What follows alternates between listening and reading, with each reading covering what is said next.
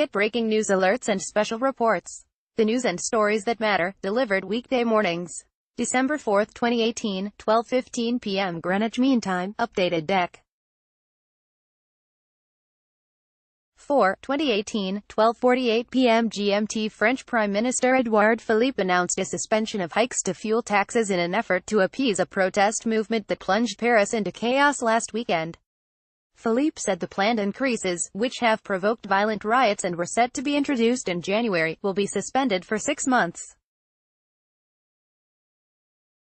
Philippe said, "No tax is worth putting the nation's unity in danger." He added, "This anger, you'd have to be deaf or blind not to see it or hear it." More than 100 people were injured in the French capital and 412 arrested over the weekend during France's worst urban riot in years, with dozens of cars torched. Yellow Jacket movement behind the demonstrations started on November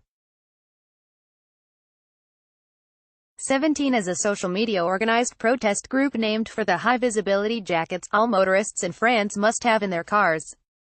It has focused on denouncing a squeeze on household spending brought about by President Emmanuel Macron's taxes on gas and diesel. The president says the increases are needed to combat climate change. However, over the past 3 weeks the protests have evolved into a wider anti-Macron uprising, with many criticizing the president for pursuing policies they say favor the rich and do nothing to help the working poor. Despite mostly peaceful nationwide demonstrations, the protests have turned violent on successive weekends in Paris.